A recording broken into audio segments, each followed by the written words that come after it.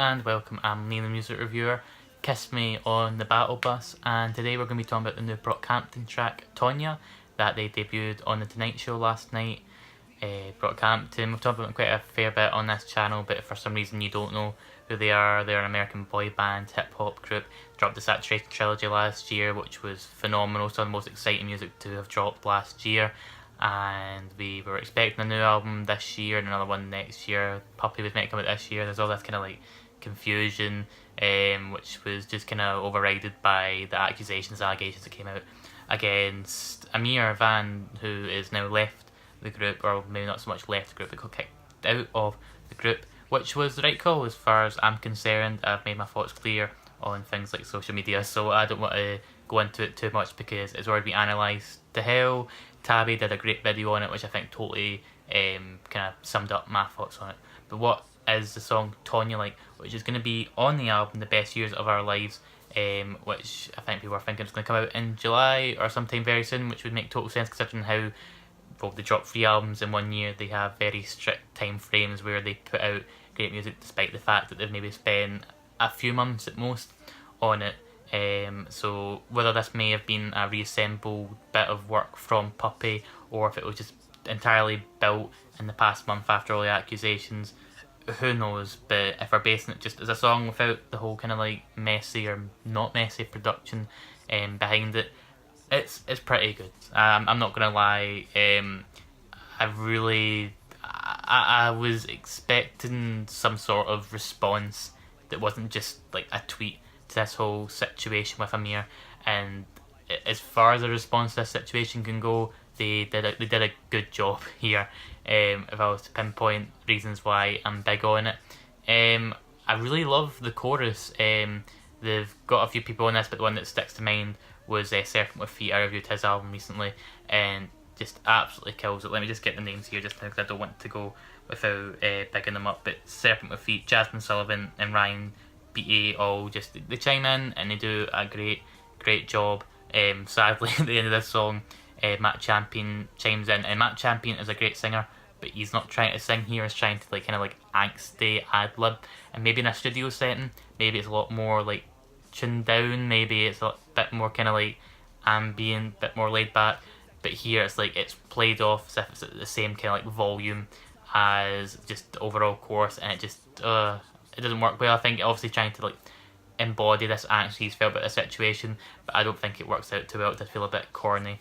But in terms of stuff I actually like about this song, because I did say it was pretty good, Kevin does a good verse. As somebody who's pretty much the ringleader of Brockhampton, he kind of does have to address this as well, with the responsibility of that role, and does a good job. There's also the comparison to I, Tonya, the film, where kind of celebrity figure in that film, it's ice skater, gets really big, becomes a celebrity, and then one big allegation or situation, scandal ends up happening and just totally derails it and makes her life a hell. And yeah, he kind of like sums this up by saying how he wants to jump on the next play whenever he sees the Brockhampton name or his name in the headlines. Just does a great job. He's always very reliable when it comes to like an important verse, and I do feel this is an important verse considering how they had to talk about it. In terms of who I think stole the show, it was Bareface for me. I was very happy with his performance on here. People are saying that the performance was flat, and I guess that's kind of just like how you'd expect from any kind of live show, on the Tonight Show. Obviously, a studio version could probably fix a lot of the issues that people have with it, like what I said about Matt Champion. Bareface just stole the show here.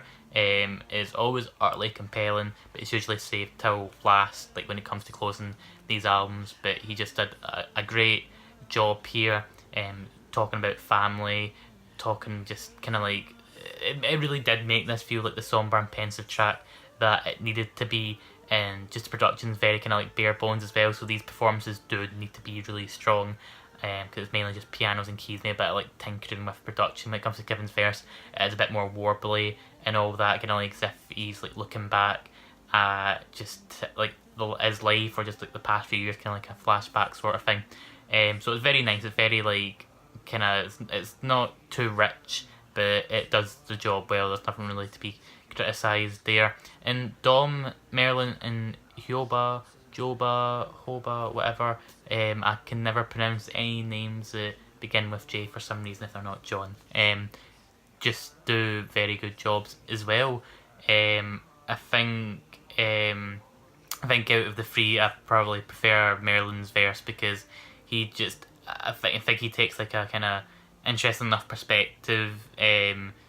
But everyone just does a good job. I really like how Dom's verse finishes as well, and just Joba's singing is just, it's just good. It's just really good, and just shows how versatile and how he can adapt. And this song just shows how Brockhampton can adapt to the situation.